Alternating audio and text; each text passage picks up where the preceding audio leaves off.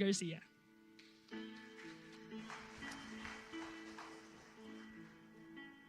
Magandang gabi po sa bawat isa. Pag-isabi nga po ka sa katabi nyo na buti nandito ka.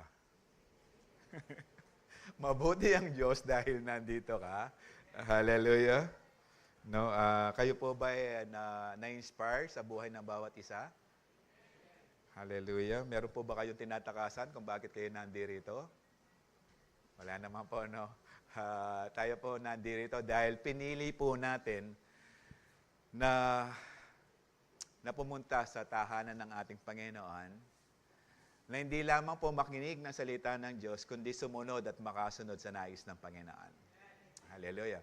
Kaya nga po tayo nandito, hindi po tayo nagpapatalinuhan, nandito po tayo para po makasunod sa ating Diyos. Di ba ba? So, Happy New Year po sa bawat isa. I-greet ko na rin po kayo na maaga-aga. Merry Christmas. Okay, nasa serye pa rin po tayo ng Run the Race. Lahat po ng mga tumanggap sa ating Panginoon, sumigaw nga po kayo ng Hallelujah. Hallelujah. So marami po akong kausap ngayong gabing ito, na tayo po mga tumanggap sa ating Panginoon, inilagay na po tayo ng Panginoon sa paligsahan, sa takbuhan. Meron po tayong kailangan takbuhin upang ang buhay na binago ng Panginoon ay makita ang kapayapaan, makita ang pag-ibig at kabutihan ng Diyos sa buhay po natin. Meron po tayong kalaban, di po ba? Kailangan natin siyang unahan, ang ating kalaban, si Satan, no? Ang kanyang mga demonyo o mga demons niya. Kailangan nating hunahan ng mga to. Kaya nga po sabi ng Panginoon, we need to run to win. Okay? So, run to win. Sabi po ng last Sunday verse po natin, di po ba? So, the last Sunday, ang pinag-usapan po natin that we should run the race with focus. Ang hirap po ata kung tumatakbo ka, wala kang focus. No, ako po ay medyo pumuputpot sa mga nakamotor na palingalinga na hindi nakatingin sa harapan. Okay? Kasi po, kaya ako pumuputpot kasi po may nangyari na aksidente sa ginawa ko. Nung po ako nagmotor pa, di pa po ako pastor noon, nagmotor po ako from Angeles to San Fernando. Luminga po ako dahil may tiningnan. Pagharap ko sa harapan, pagharap ko po sa minamaneho ko, yung kotse pa lang sinusundan ko, sudden stop siya. So, bumangga po ako. Pero praise God, nilagkas po ako ng Panginoon dahil po before the impact, sabi po ng Panginoon sa akin, maaksidente ka. So, sinabi po ng Panginoon to sa Sindalan. So, after Sindalan, sabi ko, Lord, protect me. At yun nga nangyari. Tumingin lang ako sa may kanan, meron lang po ako nakita na establishment na parang bago. So, tingnan ko siya, pagtingin ko sa harapan ulit, nandun na pala yung sinusundan ko. Tumatakbo po kami from 60 kilometers per hour dahil po yung huling sulyap ko dun sa speedometer ng motor. Pagbangga ko po, and praise God, may naramdaman po akong foam na napakalambot, parang foam na napakalambot. Hindi po ako tumilapon, pero bumagsak po ako pabaligtad. So, pagbangga, instead na titilapon, pa dito. Ang nakakatuwa ito, nakatayo po ako kaagad, tapos po walang maramdaman ng aking paa. Akala ko po naputol ang aking dalawang paa. Kasi wala po siyang maramdaman. Nagtaka lang ako, kasi kung putol siya, bakit ako nakatayo? And praise God, I was protected by God that then. Wala pong nangyari.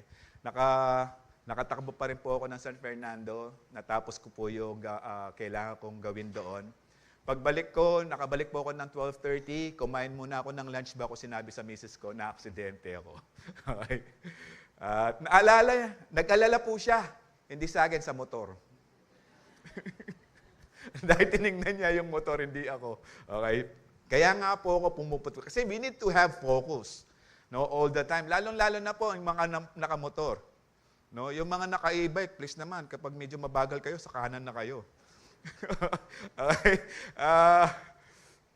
Wala pong tumatakbong walang focus. Kasi po kapag tumakbo kang walang focus, sigurado madata pa ka.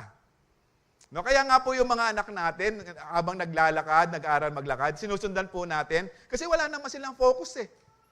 Ngayon, kung medyo may edad ka na, nadadapa ka pa, kasalanan mo na yan. No, kasi wala kang focus. No? Sino dito yung naghiwa ng bawang nang walang focus? Naputulan ka tuloy ng daliri.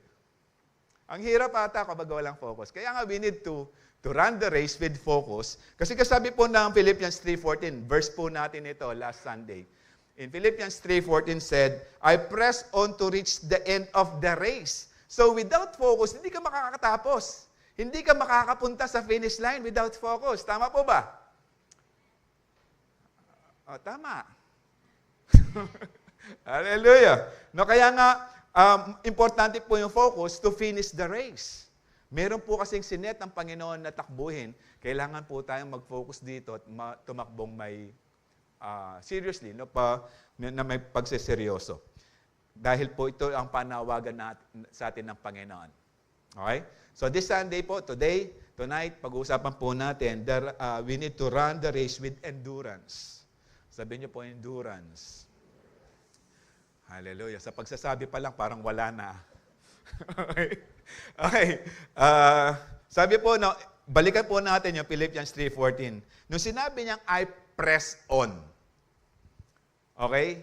Nandito po yung endurance. Kasi po, yung press on dito is from the Greek word dioko. Ang ibig sabihin nito na ahabulin mo yung gusto mong habulin, kahit anong mangyari, kailangan mo siyang mahuli. Hallelujah. Kaya nga, we need to endure. Dahil po may mga bagay tayong inilagay ang Panginoon dyan para po magbata tayo. Hallelujah. Shall we pray first? Hallelujah. Father, we ask you, Lord, to guide us and be with us as we study your word. Allow us, Lord, to enjoy your presence, even the manifestation of your Holy Spirit. And allow us, Lord, na maintindihan po namin ang mga pag-uusapan namin, especially the verses, oh God, upang hindi lamang kami matuto, kundi maigawa po namin ito for your glory. And as we listen to your word, allow us, Lord, to open our heart of understanding so that we may receive the truth, Lord, at makasunod kami, O Diyos. Be with us, O God. We allow your Holy Spirit to move mightily and to minister unto us. Guide us, Lord. Be with us. And as I speak, Lord, let there be healing. Let there be salvation as well. Let there be an answered prayers, O God, na magmamanifest tonight. Bless your people. This we ask in Jesus' name. Amen. So we need to run the race with endurance. No? Ang endurance po, ang ibig sabihin po sa Tagalog, no, translate mo na po yan, is tibay o katatagan. No, it's meaning standing firm through challenges. Kaya nga po, kailangan tayo mag-endure dahil po may mga challenges along the road sa ating buhay Kristiyano. Take note po, no?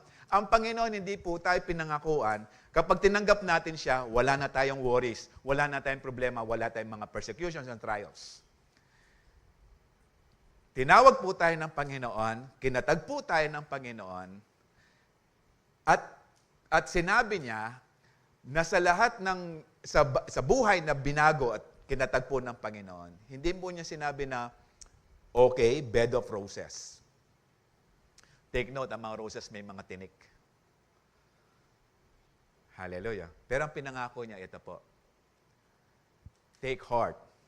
Have a good cheer. For I have overcome the world. Sabi po ng John 16:33, in this world you will face many troubles. Hallelujah. Katabi mo niya yung asawa niyo.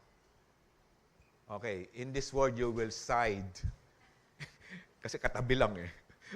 Many troubles. Hallelujah. Okay?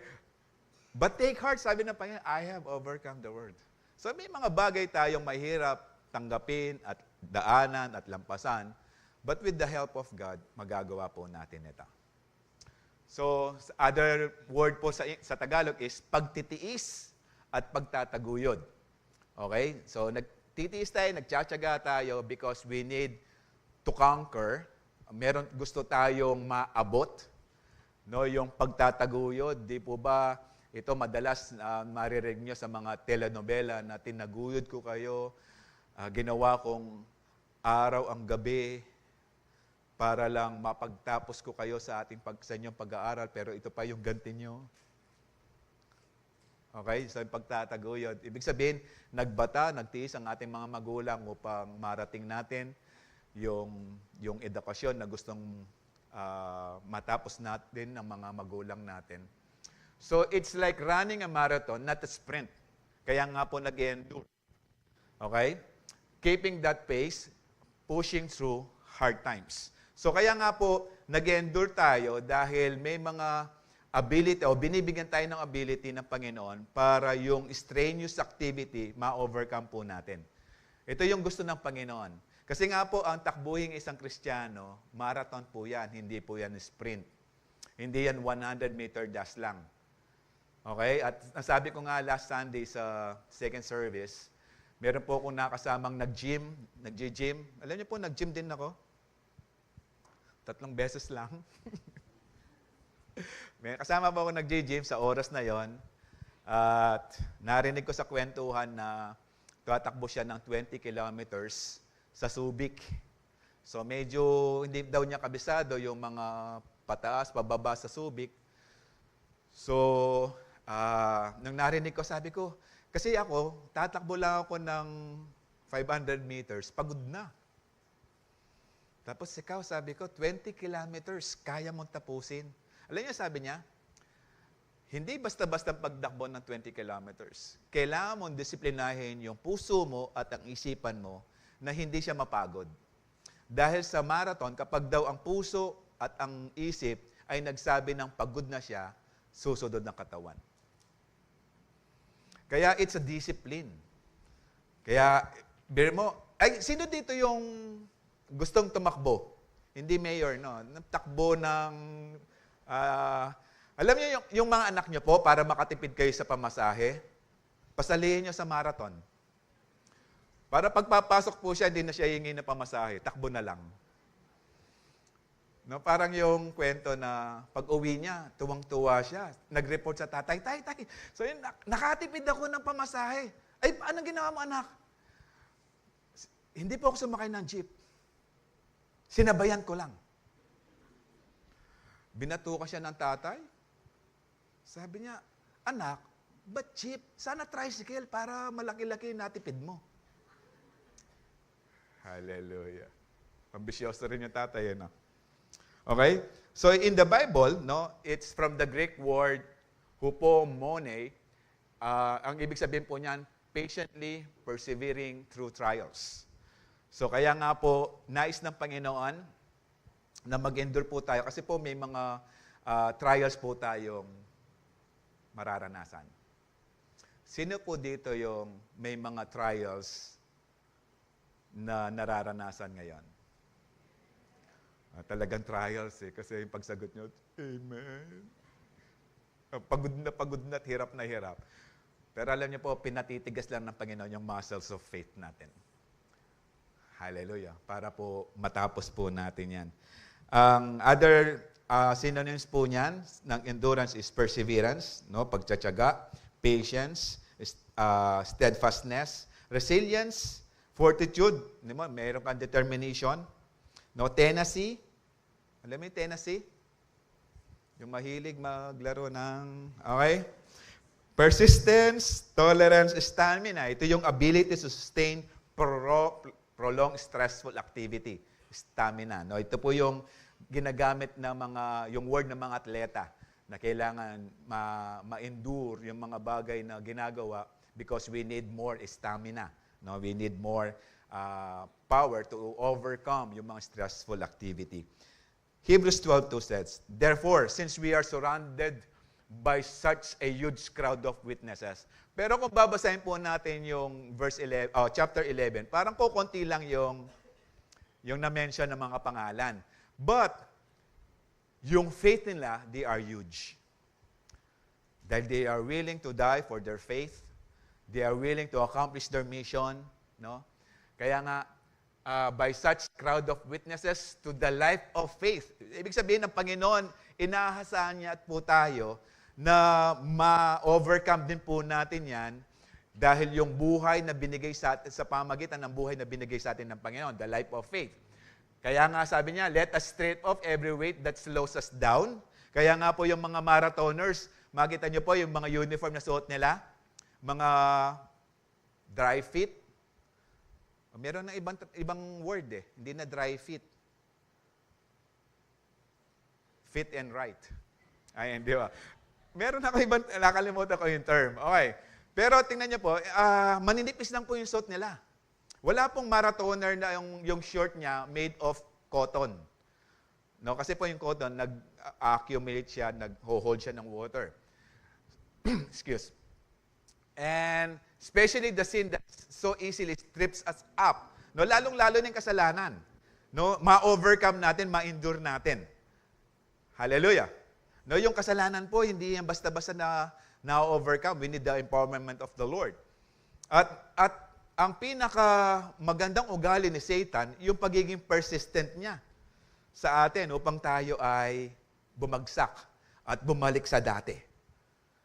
Okay? Kasi po si Satan, ayaw niya yung mga anak ng Diyos o tayo, yung patuloy nating nararanasan yung bagong buhay. Dahil alam niya, kapag nagpatuloy yung bagong buhay na yan, marami ang may encourage sa buhay mo, gagamitin ka ng Panginoon at matatapos mo takbuhan. Hallelujah. Kaya nga sabi rin, let us run with endurance the race that God has set us before us.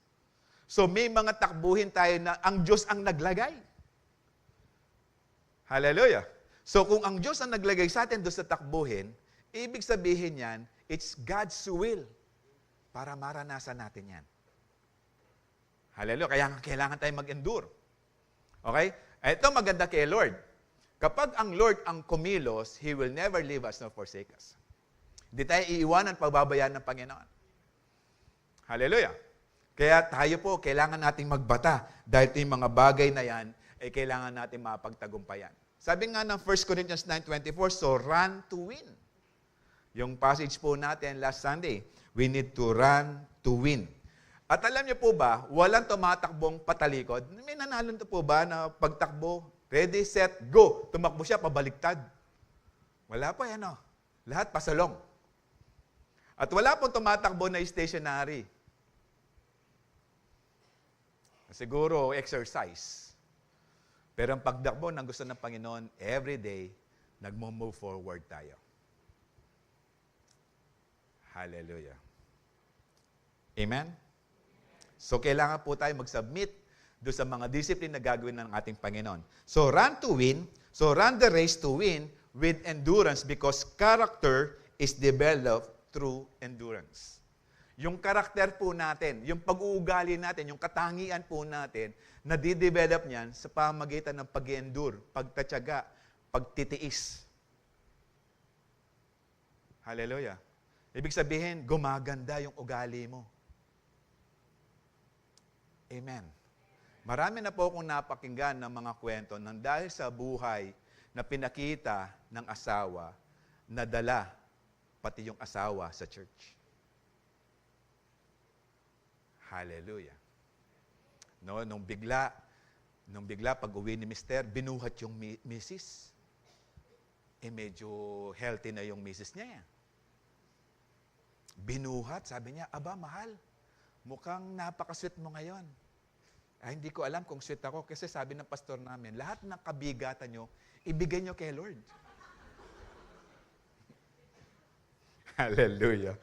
Okay, it's a character. No, kailangan nating mag-endure. Ibig sabihin, okay. Alam niyo po ba yung muscle natin, siya po yung may pinakamatalas na memorya sa katawan ng isang tao. Hindi po yung brain.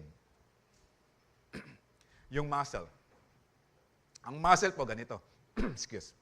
Kapag po nagbuhat ka ng 100 kilos, na hindi ka dating nagbubuhat ng 100 kilos, mag-a-adjust yung muscle. Kaya nga, kanabukasan, sasakit yan.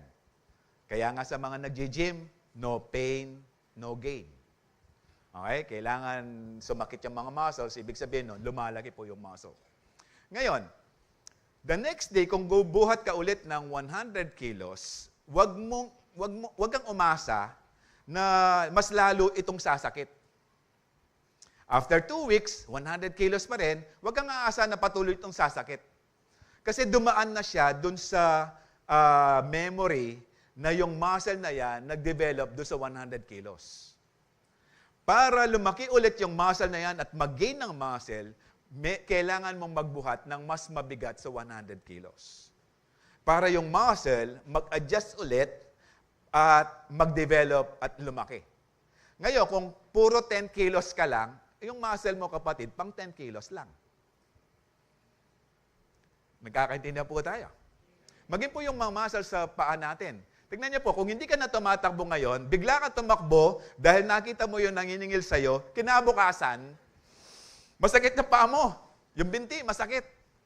Okay? Try mo ulit na katagpuin yung maniningil sa'yo ulit. The same na takbo, hindi na ganon kasakit. Kasi nga po, nakapag-develop na yung muscle ulit sa pagtakbo. Sino dito yung mabilis tumakbo kapag nakikita yung pinagkautangan? Hallelujah. Wala na po sa Calvary Temple niyan. Nag-iba ng church. Wala na po dito yan. Okay. So, we need to push hard. Ibig sabihin, kaya nga po tayo nais na Panginoon na magtiyaga, magtiis sa mga pagsubok natin dahil dinidevelop, pinapaganda ng Panginoon yung pag-uugali natin. Hallelujah. Tingnan niyo po yung asawa niyo. Nung pong kinasal kayo, di po, ang dami niyang pangako. Akala niyo, nung pinakasalan niyo siya, galante siya. Tapos ngayon, medyo kuripot na. Okay lang yan, tanggapin niyo na kasi nung hindi pa kayo mag-asawa, hindi pa siya nagbabayad ng kuryente, ng apartment, ng tubig. Ngayon, nagbabayad na siya, kaya medyo kumuripot ng konti. Dati puro Starbucks. Ngayon, Starbuco na lang. Hallelujah. Pero yung mga mag-asawa, nagde-date pa, no? I-remind ko lang po kayo. Mag-asawa, nagde-date pa rin kayong dalawa. Hallelujah! Yung mga nagde-date pa at least once a month, sumigaw ng praise the Lord. Hallelujah. Meron pa, meron. Hallelujah! Okay? Kaya rin po tayo nais ng Panginoon na mag-endure, no? Lalong-lalo na sa faith natin into our character. Dahil nais ng Panginoon, lumabas po tayo ng puro. Hallelujah. Tingnan po natin. In Romans 5:3 and 4, we can rejoice too. Okay? Tayo ay pwede rin tayo mag-celebrate. For what reason? When we run into problems and trials. Pwede ba? Di ba kalokohan yan? May problema na, may trials pa. We can rejoice. The word is we can rejoice too. No? Kung si Pablo, in-encourage si mga Roman Christians na mag-celebrate, mag-rejoice, to have a joyful heart while they are facing many trials kasi po of the relationship, because of the relationship that we have with God in verse 11. No? Kung babasahin po natin yan, punta tayo na verse 11, we have this relationship with God. Kaya nga, we can rejoice too because we have this good relationship now with our God, for we know that they help us to develop endurance. Inaalaw po tayo ng Panginoon na dumaan dyan. Di po ba doon sa Hebrews 12:1 said, God has set before us. Inilagay tayo ng Panginoon doon. Ibig sabihin, alam ng Panginoon kung ang mga problems and trials na meron tayo. And because of the relationship we have, habang tayo nasa process ng endurance because of the problems that we have, ang tendency, si Lord, tutulungan niya tayo. Kaya nga, we can rejoice too. Kung si Pablo, sinasabi niya, ang dami kong mga naging problema, ang dami kong hinarap, no? Ilang beses siyang nakulong, ilang beses siyang na-shipwreck, ilang beses siyang linatigo. Ano yung mga persecutions niya? Pero we can rejoice too. Ibig sabihin, kino-consider din ni Pablo that he has this good reason to celebrate kahit may mga problema and trials. Ngayon dito, ulitin ko yung tanong kanina. Sino yung nasa process ng trials right now? And you have this perspective na there is a reason to celebrate. Hindi yun yung, wow, atita problema, yes! Hindi mo ganon, no. It's not actually outward. It must be inward. Yung joy na yan, nasa puso yan, na walang worries because you know that God is with us. He created everything. He knows us. Alam niya yung bukas. Alam niya yung mararanasan mo. And He will help us to develop endurance. And endurance develops strength of character. Meaning, yung pag-uugali natin, kapag merong strength of character, we can understand, maintindihan po natin kung bakit po tayo nakakaranas ng mga bagay na yan. Una, may mga problema po tayo na kagagawan natin because of our wrong decisions. Pero may mga dumarating na problema para tumaas yung faith, magkamasal yung faith, ma-enhance yung character, gumanda yung pag-uugali natin. No? Parang ganito lang po yan eh. Kung ikaw ay nangangailangan ng 100,000 ngayon at nag-pray ka at gumawa ang Panginoon ng paraan at i-provide ang 100,000, meaning yung faith mo ngayon, hindi na pang 100,000 lang. Kasi alam mo na ang gagawin kapag meron kang problemang worth 100,000. Yung faith aandar ngayon kapag papasok yung 200,000 faith. Hallelujah. Ibig sabihin, kapag may 100,000 problem ka lang, alam mo na, there is joy. Kasi nag-expect ka na kumilos ang Panginoon at kikilos ulit yan. Alam mo na, meron ka ng wisdom. Okay? So, and the character strengthen our confidence, hope of salvation. Ito ang masarap. Ito yung magandang tanggapin. May mga problems, may mga troubles, may mga persecutions along the road. But take note, there is salvation. And this is our hope. Kaya po tayo nagbabago.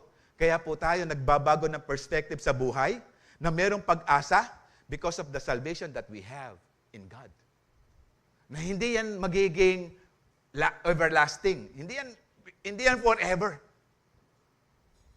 Hallelujah. Kaya kung ang asawa mo, ang problema mo, hindi yan forever. Pero di kasi sabing mamamatay siya. Babaguhin ng Panginoon. Hallelujah. Huwag niyo yung panalangin, no? Kasi may pangako po tayo sa Panginoon, till death do us part. Pero prior to that, merong in sickness and in health, in poor and in richer. Hallelujah! Yung mga nagtitiis sa asawa, sumigaw ng praise the Lord. Nasiko kasi, nasiko. Sisigaw na sana eh, nasiko. Oh, hallelujah. No? Kaya nga, and this hope, and this hope, kaya nga po tayo nag-endure, okay? Because of this character na binibuild na sa atin ng Panginoon, because of the hope of salvation. Kasi sabi po ng 1 Corinthians 10:13, whenever temptation comes, He will not allow that temptation to overcome you. Dahil ang Panginoon, nag-set na siya ng limit lang. And when we are tempted, ang Diyos ay gagawa ng paraan para ma-overcome natin yung mga problemang yan. Hallelujah! Why? Inilagay tayo ng Panginoon just sa takbuhin na yan dahil alam niya, kaya natin. At kung sakali mang meron kang kahinaan, as you ask God, tutulungan tayo ng Panginoon. Kaya sabi ng Isaiah 41:10, do not fear, for I am with you. Do not be dismayed, for I am your God. And the Word of God said, and I will strengthen you and help you. I will uphold you with my righteous right hand. Hallelujah. No? And in James 1, verse 2, dear brothers and sisters, ibig sabihin, mga believers ito. Actually, yung sinusulat po ni James ito, James yung half-brother ni Jesus. Half-brother niya kay Mary. Okay? Para magkaintindihan po tayo. Ang Tagalog po ng James ay hindi Jaime, Santiago. Okay? Baka hanapin yung book na Jaime. Okay. So, dear brothers and sisters, nung sinulat pala ni James ito, yung church in Jerusalem, under attack sila. Persecuted sila. Kaya nga sabi ni James, when troubles of any kind come your way, consider it opportunity for great joy. Okay, yung common dito, as you face various trials, Consider it pure joy. Okay? Anong dahilan? For you know that when your faith is tested, so the word is when when your faith is tested, hindi yan if, it's when. Ibig sabihin, lahat ng born again, tumanggap sa ating Panginoon, makakaranas nito. Okay? When your faith is tested, ibig sabihin, yung testing, by the way, ang testing and temptation, magkaiba yan. Yung testing, gagawin yan ng Panginoon dahil alam niya, papasa ka. Yung temptation, ginagawa ng kaaway para bumagsak ka. Okay? But there are actually temptation and trials na yung dalawang word nito nagagamit at the same time, pero kapag ito ay galing sa ating Panginoon, alam ng Panginoon, ma-overcome mo siya dahil ini-empower tayo ng Panginoon. Unlike Satan, kapag tayo tinempt ni Satan, gusto niya bumagsak tayo. Okay? Your endurance has a chance to grow. So, ang faith natin, gusto ng Panginoon, nag-i-increase. Lumalago. Hallelujah. Yung mga, alam niyo yung height, maganda lang yan na hindi lumalaki sa halaman. Ang tawag dyan ay bonsai. Pero hindi yan maganda sa tao. Lalong-lalo na sa faith. So, nice ng Panginoon na yung faith natin nag-endure at lumalaki. Nagkakaroon ng muscle. Okay? For you know that your faith, when your faith is tested, your endurance has a chance to grow. For let it grow. So, let it grow. Naalala yung kanta? Go yun, let it go. Let it grow. Okay?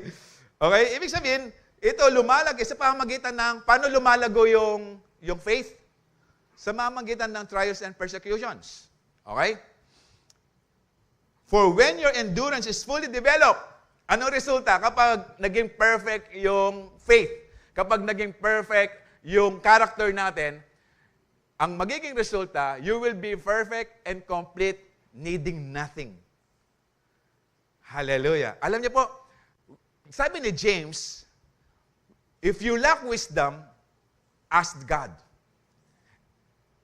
And He will give you generously.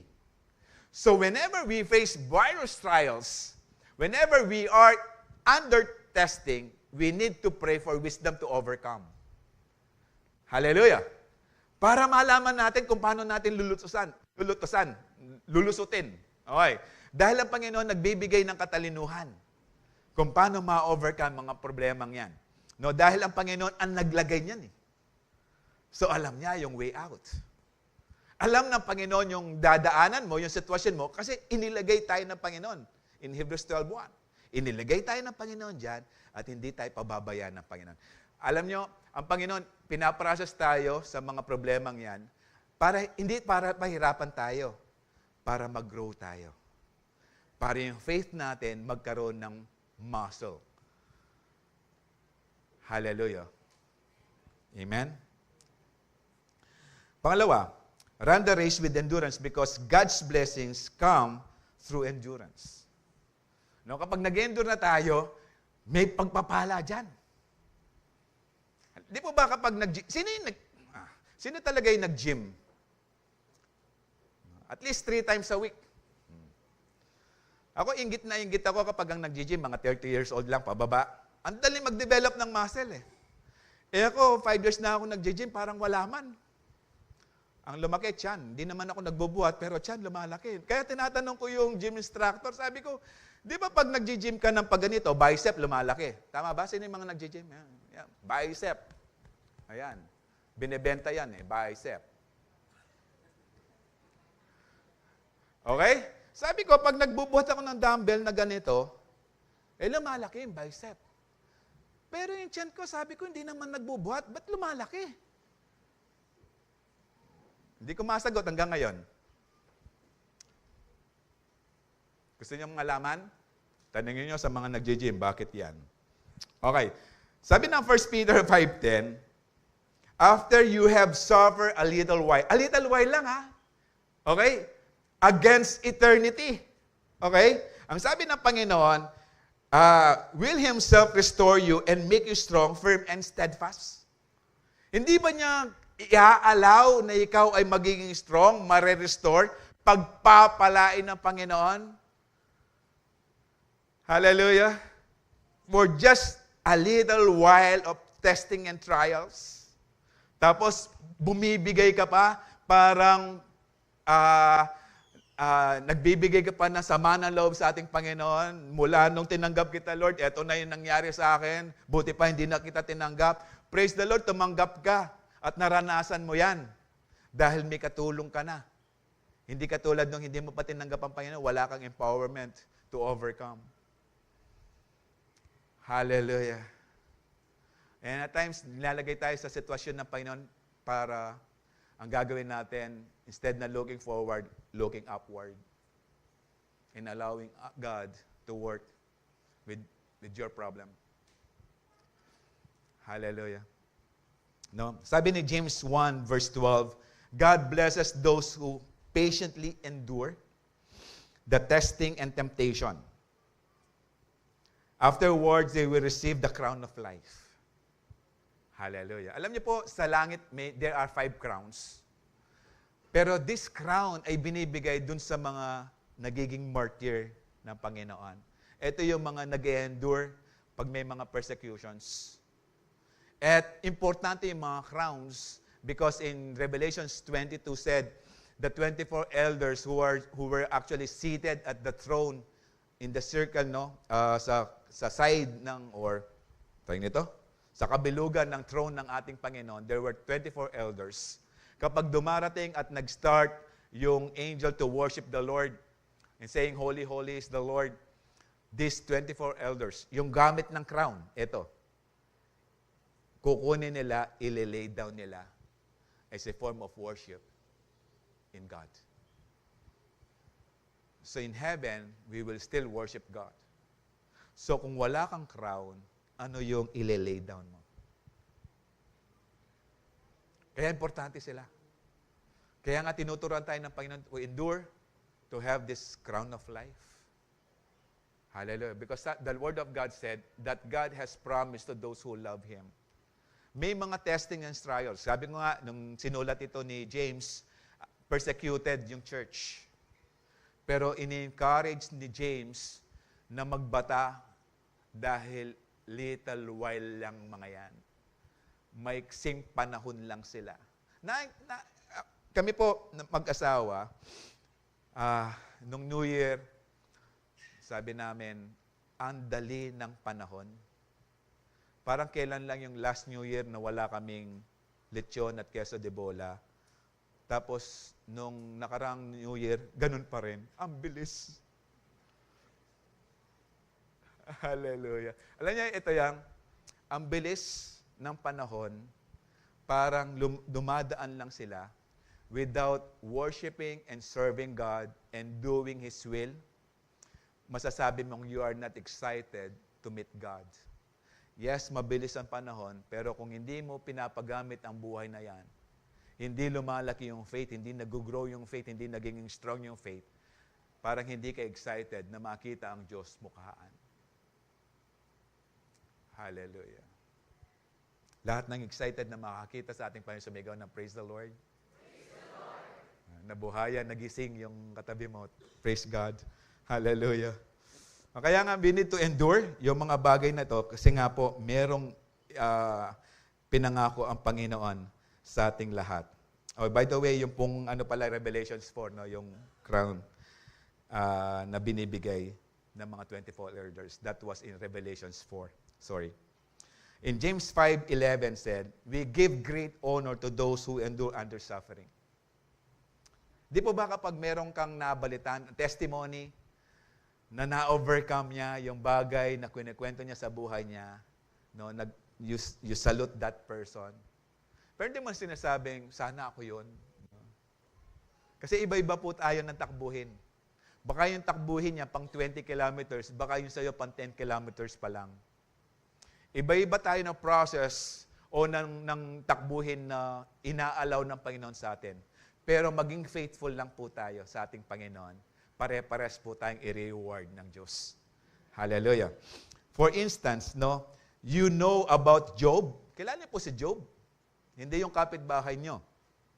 Ito yung a man of great faith and great endurance. You can see how the Lord was kind to him at the end. At the end, for the Lord is full of tenderness and mercy. No, kung pupuntahan po natin the Old Testament si Job, na mayaman po ito, marami po siyang actually livestock po ang kinabubuhay. Meron po siya 10 anak. Parang wala siyang problema. Pero because of the hedge of protection na meron ng Panginoon sa kanya, hindi ma-tempt, hindi masubok ni Satan. Kaya nga sabi ni Satan, kaya nga lang nagpupuri sa iyan kasi meron siyang hedge of protection. At the same time, binibless mo siya.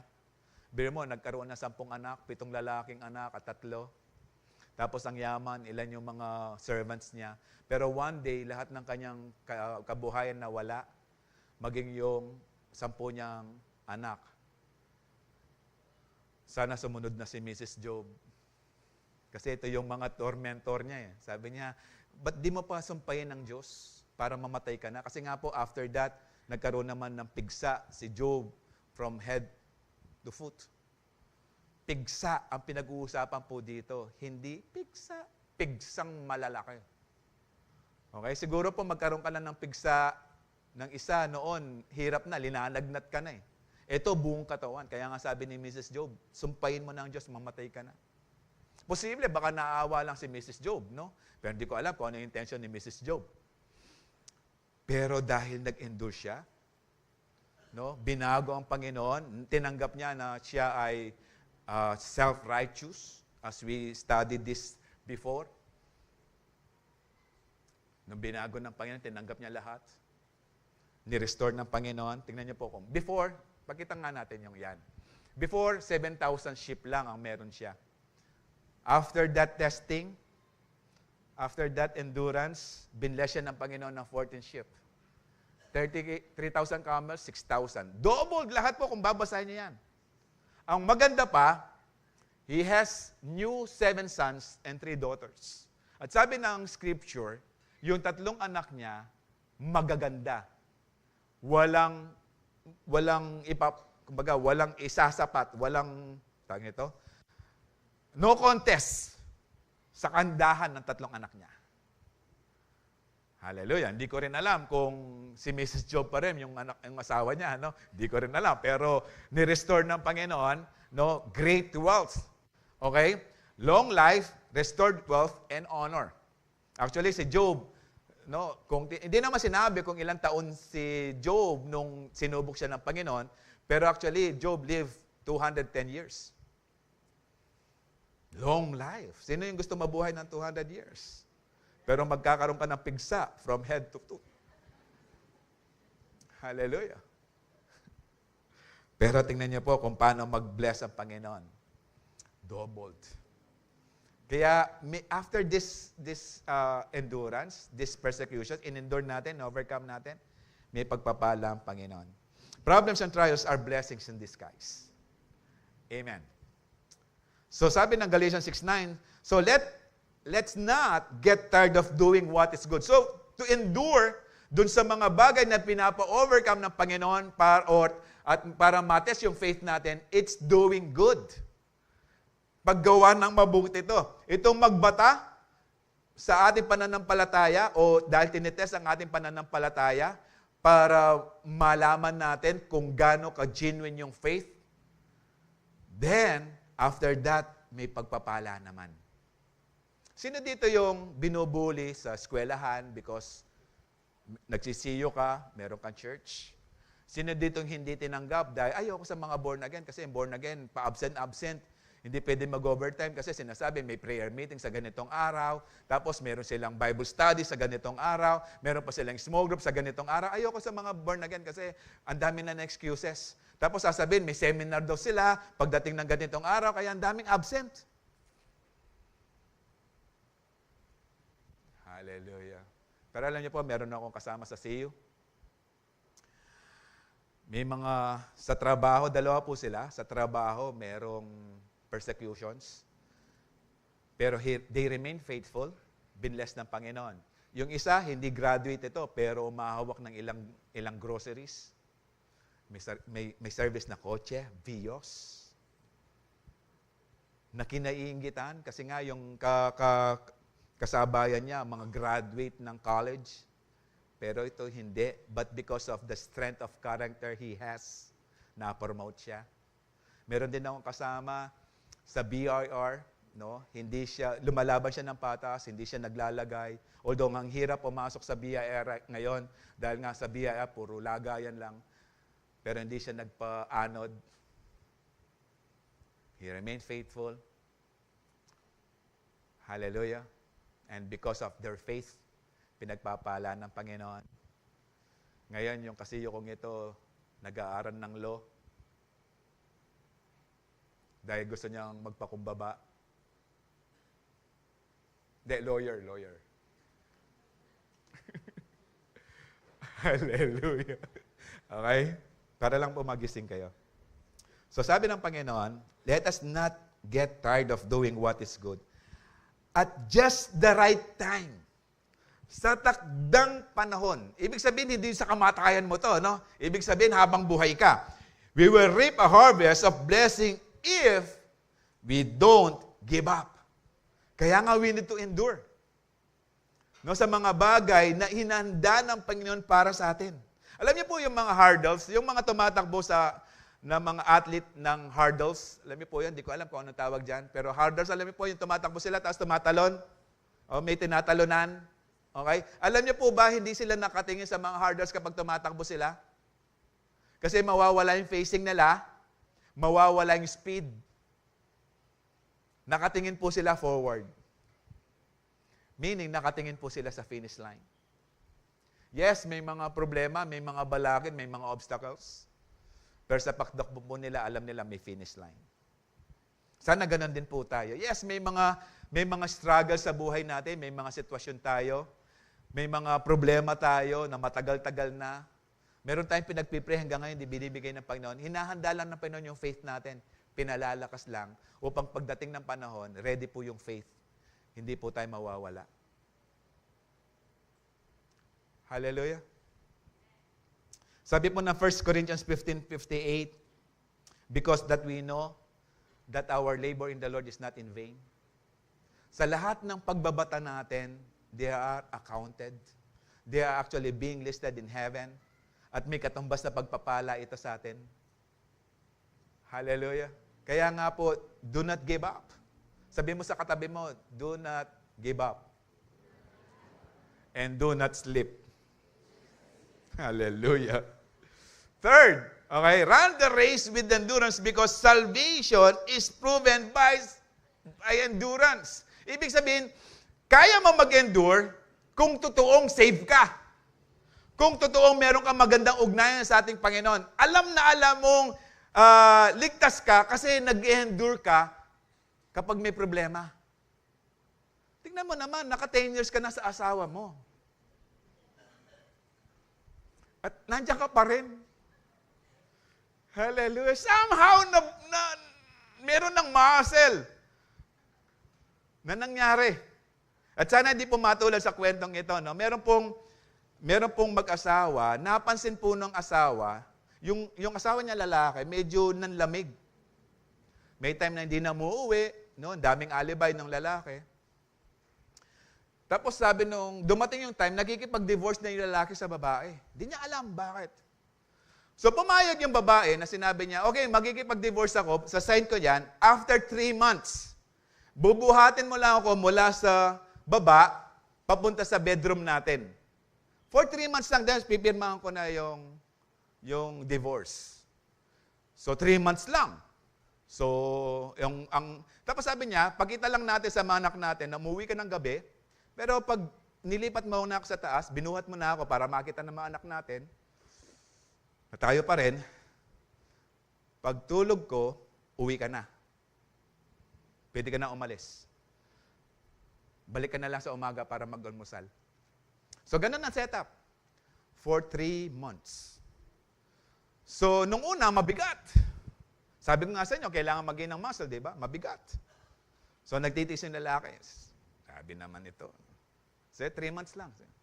Hanggang na, hindi na malayan ng asawa, gumagaan yung kanyang asawa. Kasi everyday ginagawa gumagaan. And after 3 months, nung matatapos na yung kontratang 3 months, ilalahad na sana ng lalaki, kasi yun na napag-usapan nakapirma na yung babae. Pero, namatay na yung babae. Dahil meron na pala siyang cancer. Pero na-realize ng lalaki na mahal pala niya yung asawa niya kasi nga may connection. Alam niyo, the more we endure problems, persecutions and trials, the more we will become closer to our God if we are saved. If we have a good relationship with God. Hallelujah! So the more na alam mong ligtas ka, the more na convince ka that you can endure. Kaya mong tiyagaan yan. Kaya mong i-overcome yan. Amen. Hallelujah. Sabi po ng Matthew 24. Ito po, Matthew 24, sinulat po to dahil sinasabi ng Panginoon, nagpa-prophesy niya patungkol sa end times, no, sa pagdating ulit ng ating Panginoon. Sabi niya, in the end times, no, pag malapit na dumating ang Panginoon, sin will be rampant. So magiging laganap ang kasalanan. Di po ba ngayon, grabe na? The reason why ang Sodom and Gomorrah tinupok ng Panginoon because of sexual immorality. Wala pang cellphone during that time. Pero right now, laganap na. Yung cellphone, pwede ka nang makapanood ng porn. Sa cellphone, pwede ka nang makagawa ng kalokohan. Hallelujah. Sabing nung hapon na nakasama kong kapitan, that was in 1994, sabi niya, kung ang technology, especially computer, mailalagay na sa cellphone,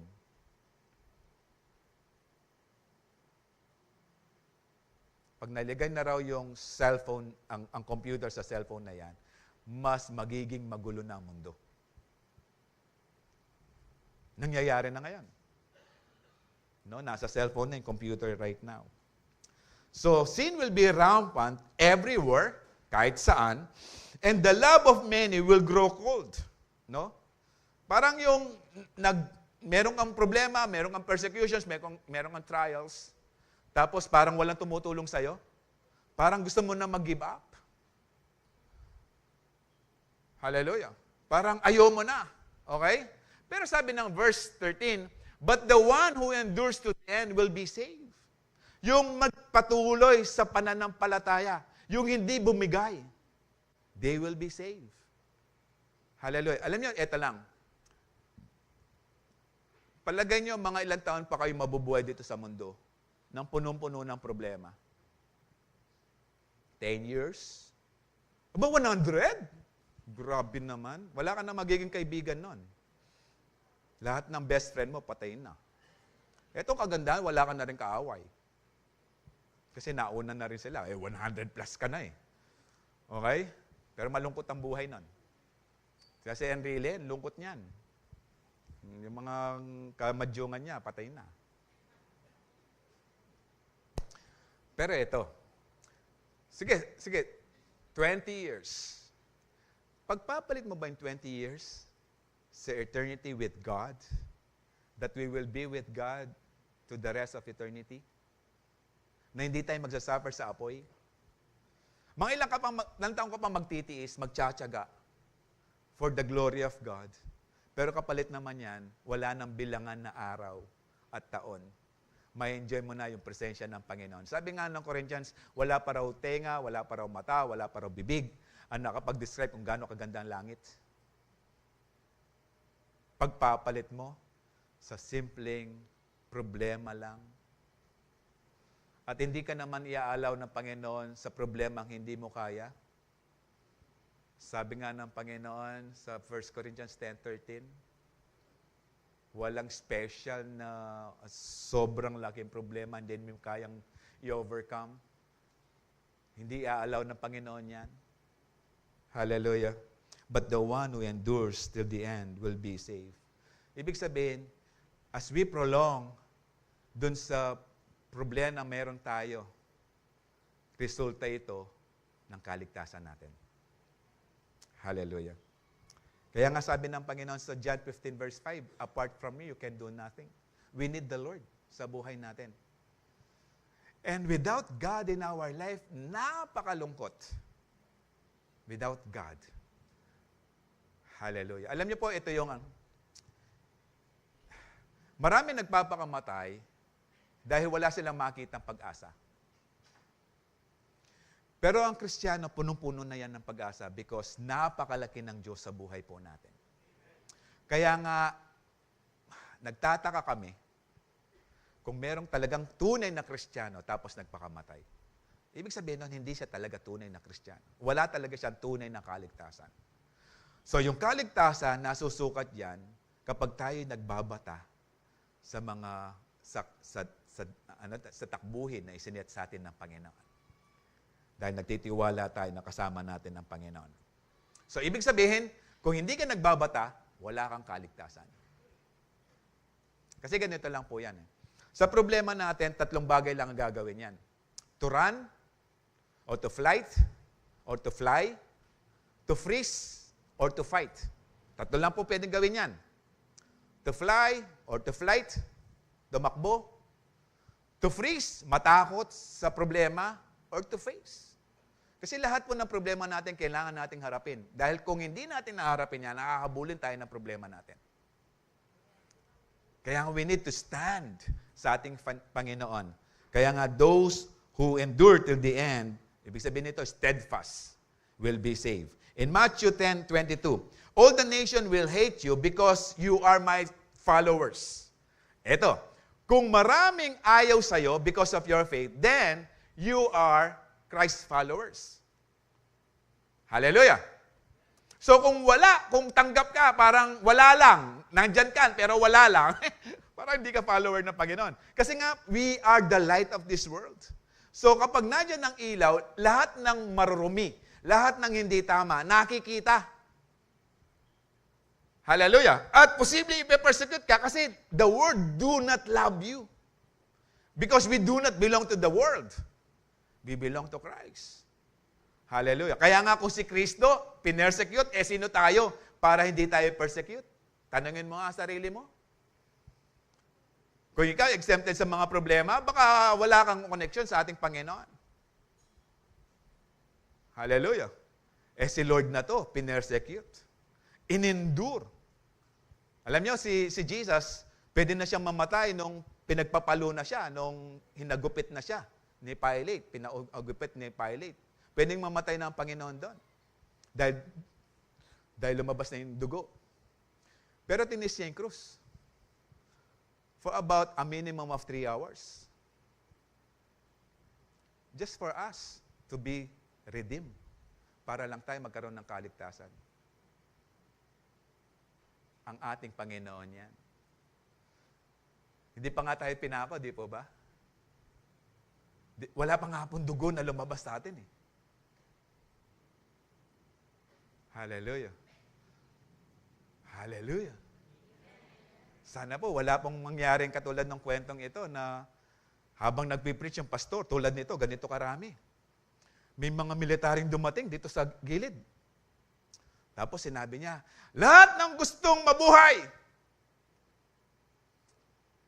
umalis. Takbuhan.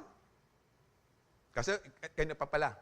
Lahat ng gustong mabuhay at walang connections sa pinipreach ng taong ito, lumabas. Takbuhan. Kukunti yung mga natira. Tapos, sabi noong leader ng mga sundalo, sige, pastor, mag-preach ka na. Pinaalis ko lang yung mga hypocrite. Hallelujah. Walang magtatakbuhan dito, ha? Hallelujah. But whoever, or everyone who endures to the end will be saved. But, alam niyo, pag mayroong but, it's a condition. Ibig sabihin, contrast yan.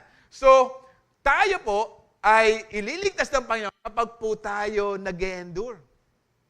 Yes, dumadaan tayo sa process, pero the Lord, He see to it. Ginagard niya tayo, hindi tayo pababayaan dahil hindi tayo iiwan ng Panginoon. Hallelujah.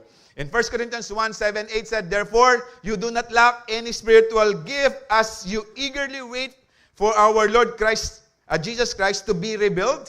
So, habang tayo naghihintay, nagpapatuloy tayo sa ating pananampalataya at patuloy tayong nag-gain ng spiritual gifts. Alam niyo po, habang nandito tayo, habang nagmamature yung faith, dumadagdag yung mga spiritual gifts.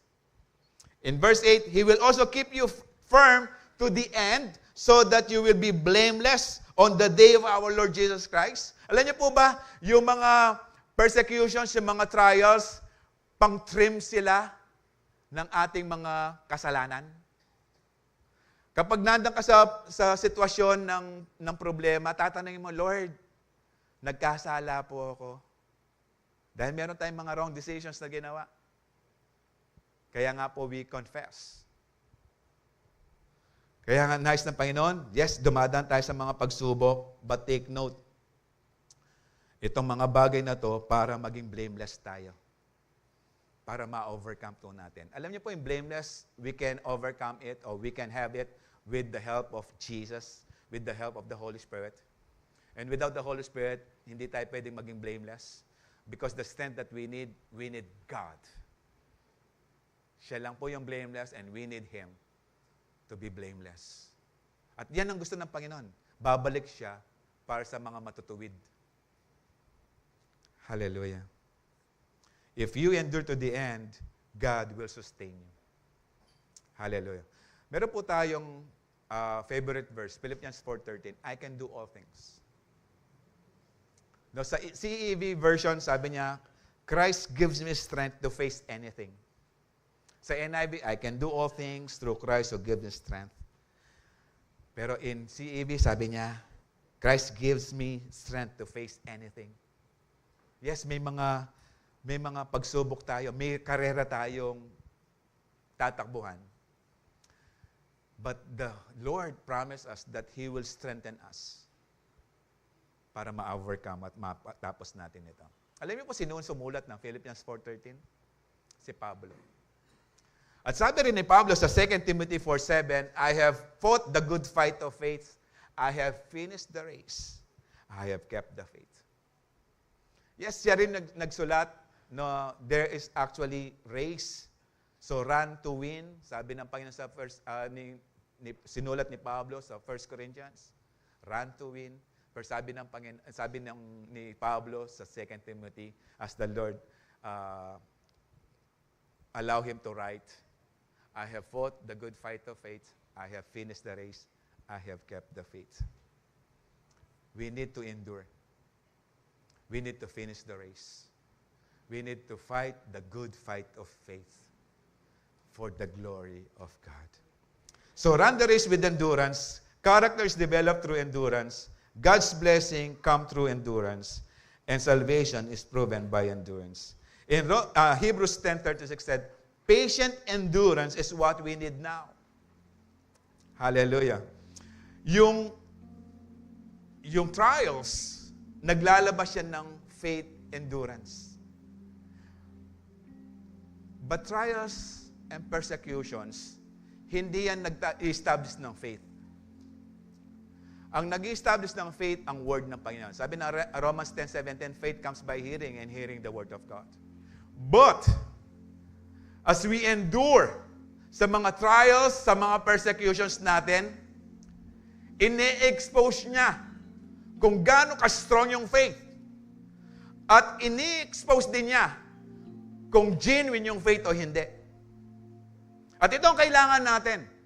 Kaya tayo inaalaw ng Panginoon para masubok kung tunay nga yung pananampalataya, tunay nga na malakas ang pananampalataya, o nagiging unyango lang tayo sa harapan ng Panginoon. Patient endurance is what you need now so that you will continue to do God's will. Then you will receive all that He has promised. Kaya nga sa lahat ng sitwasyon ng buhay natin, yung mga testing, it's a new perspective to have. May mga trials ako ngayon. Ibig sabihin nito, pinatataas ng Panginoon ang aking pananampalataya. Pinatatatag ng Diyos ang aking pantitiwala sa Kanya. Pinalalawig ng Diyos kung paano ko sabihin sa sarili ko, I cannot do anything. But I can do all things because of Jesus. I don't have the power, but Christ has all the power. Ito yung kailangan natin. Alam nyo, gusto lang magtapos sa short story. Si William McPherson, siya po'y nabulag dahil po siya ay nagmimina, nagtatrabaho po siya sa minahan, and one time, nawakan po niya yung dynamite, bigla sumabog sa kanyang kamay. So naputulan po ng kamay, nasabugan din ang muka, nawalan ng senses ang kanyang muka. At sa shelter, dahil doon na lang inilagay na pamilya, dahil hindi na mataguyod, dahil siya PWD, budag, walang mga kamay. So inaalalayan na lang siya. Inilagay siya sa shelter. May nag-share sa kanya na bulag, na nakakapagbasa ng Braille. So binabasahan na salita ng Diyos hanggang tumanggap si William McPherson. At yung babae na nagbabasa ng Braille ay nagkaroon na ng kalyo sa kanyang kamay at hindi niya na mabasa yung mga letra sa Braille at natutong magbasa ng Bible sa pamagitan ng labi. Narinig ni McPherson ito, William McPherson. So he tried to read the Bible through Braille, pero wala siyang maramdaman. Kinukuskus niya sa mukha niya, wala siyang maramdaman. Sa labi, wala ding maramdaman sa labi niya. But you know, for about 65 years, binasa niya yung Bible for 4 times, old, from Genesis to Revelation. Nabasa niya yung Bible for 65 years, 4 times. Alam niyo paano? With his tongue. Sa kanyang labi. Ini-endure niya kasi kapag nasusugatan niya yung labi at kapag masakit na, hihinto na siya ng pagbabasa. Dahil hindi niya makakaya yung sugat. Pag naghulap ulit yung sugat niya sa dila, magbabasa ulit. 4 times. Within 65 years, nabasa niya ng 4 times ang salita ng Diyos. He endured it. Why? Because he loved God. We can endure everything through Christ who gives us strength if we love God. If we love Him. We will be excited meeting Him because we endure. Because endurance proves how much we love God. Hallelujah. Shall we all stand?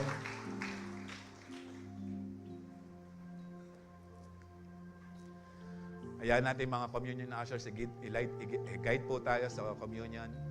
Sa mga first-timers po, hawakan nyo lang po yung tinapay at yung juice, sabay-sabay po tayong kakain maya-maya.